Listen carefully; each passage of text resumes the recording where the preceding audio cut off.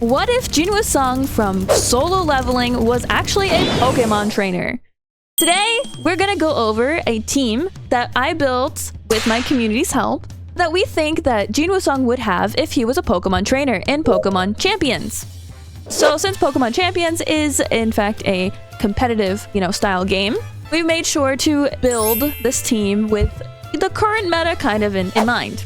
A little bit of lore about Jinwoo Sung. He was a zero to hero type character who got the Shadow Clone Board something arise, okay? He can control shadows and he can make people who are dead become his shadows and basically be his generals or knights or just pawns in general, So he has several named shadows. And so the thought process in his team was to try and get as many named shadows or generals as Pokemon. Caveat is that I tried to get as many as I could. However, because of the current meta and making sure we have a highly synergistic team, we did add Shadow, aka Gengar here, to have some versatility and ways around some of the meta teams. So I've shared my Jinwoo Sung team, and it consists of Beertick as tank because, well, if you don't know, it's pretty obvious. Beertick is pretty much meant to be a heavy hitter. What? It has a life orb because the life orb will boost your attacks by about 30%, and it does take 1/10 of its max HP in damage every turn, so you can really, or every time it uses an attacking turn. So therefore, you can only use 10 attacks basically if you have no healing. And it has the ability Swift Swim, and this is why we have Gengar as just shadows in general. Gengar lives in shadows, so it's perfect. It comes out of the shadows on the ground and the walls. So I thought, kind of how his shadow soldiers work, Gengar fit that perfectly, and it also has great synergy when it comes to having Rain Dance, so it can combat that really pesky Mega Charizard Y and its Drought, or Sandstream Tyranitar with Rain Dance, which would also make Beertick faster.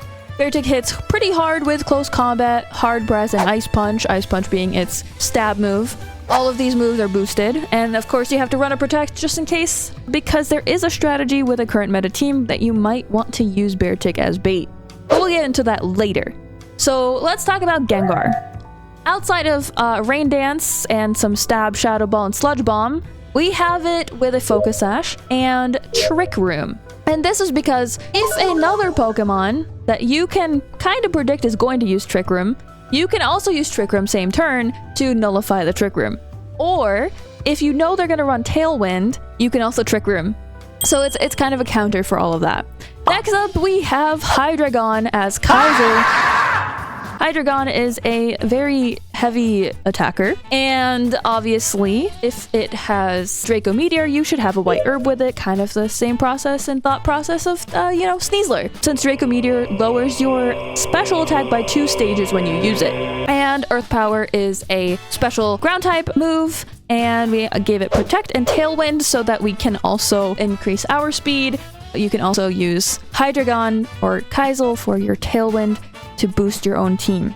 That's pretty much its function, is if need Tailwind, use Tailwind. If not, go blow up things. That's pretty much it. Gallade is our Igris. And the reason for this is that Gallade is like kind of a knight, and Igris is a knight. Gallade has the ability Sharpness, and Igris kind of fits the whole having a sword kind of thing. I thought it fit enough, and therefore we gave it Psycho Cut, Sacred Sword, Shadow Claw, and Leaf Blade, all of which are boosted by the Sharpness ability, which increases damage by 50% if they have the slicing part of it. And all of these 4 moves have that slicing, so they are boosted by the Sharpness. On top of that, Psycho Cut, Shadow Claw, and Leaf Blade all have a +1 to critical hits. And then Sacred Sword is there for those pesky Archelodons or Agrons, because Sacred Sword ignores their stat changes. So it's Choice Scarf to give it a little bit of speed, because Gallade isn't like the fastest Pokemon, but it's not the slowest Pokemon. So we built it to have a little bit of speed. I don't know if there's a better Pokemon that fits Tusk than Emboar, so we chose Emboar. This Emboar is built as a special attacker, which is not usually how you would run Emboar. Emboars usually run as a physical, being a fire fighting type, but we are doing Mega Emboar as a special attacker with Burn Up, Focus Blast, and Scorching Sands as its attacks, and obviously a Protect. So Scorching Sands was used because it can leave your opponent burnt. Focus Blast and Burn Up are just very, very strong hitting moves. The only thing with Burn Up is that it will make you lose your fire types. So you have to switch him out and switch him back in order to use Burn Up again. But Burn Up is a way stronger overheat, let's just say that. Skizor, or Scizor, is the representative of Beru, the ant guy. And Scizor is a fantastic Pokemon overall. This one was built to take a few hits, and it has the Technician ability, so any attack that's 60 power or below is boosted. Therefore, we gave it Swords Dance and 2 stab moves. So you have the stab bonus. If you Swords Dance, you have that bonus. You have the Technician bonus, making Bug Bite and Bullet Punch hit much, much harder. And Bullet Punch is a priority move, so goodbye Fairy types. Scizor was given leftovers because it can in fact take a hit.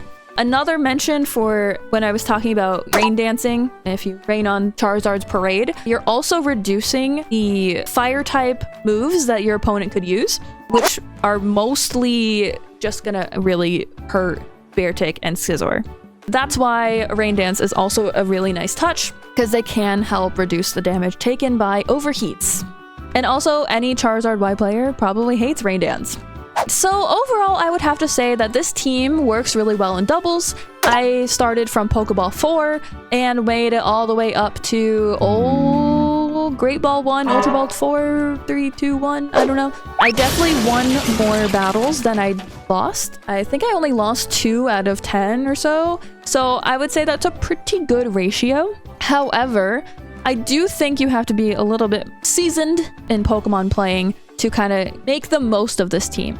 Picking your combinations, how are you going to counter your opponent? Which Pokemon are probably going to be the best? Or maybe you shouldn't bring this one because they're going to bring this. You know, I think that's the same with every team, but this one really, I think, has a little bit of a learning curve, but it's not quite as bad as the previous one. Overall, I think that Tank, Tusk, Kaizel, Beru, and Igris make a pretty good team. And we had to, of course, like I said previously, we had to make Shadow, the Gengar, appear, which really just represents his ability to summon shadows, because we needed the versatility in the team. And when I keep saying we, I mean my lovely community members who helped build this team, mainly Tomomondo. Thank you very much for the help in ensuring that this team worked out fairly well. So I had come up with the core team of Beru, Tusk, and Tank for sure. Those were like you can't change these ones out. But there was a lot of playing around, and it was quite difficult to make a team that worked in competitive champions that also fit the theming. Please, if you want to try it out, I'll post the code for the team in the description of this video, and let me know in the comments if you used the team, if you liked it, if you made any changes, or if you would like the next, who would you like to do next? Let me know in the comments below. And as always, if you enjoyed any of this video or any of my other content, please consider maybe subscribing and also liking the video.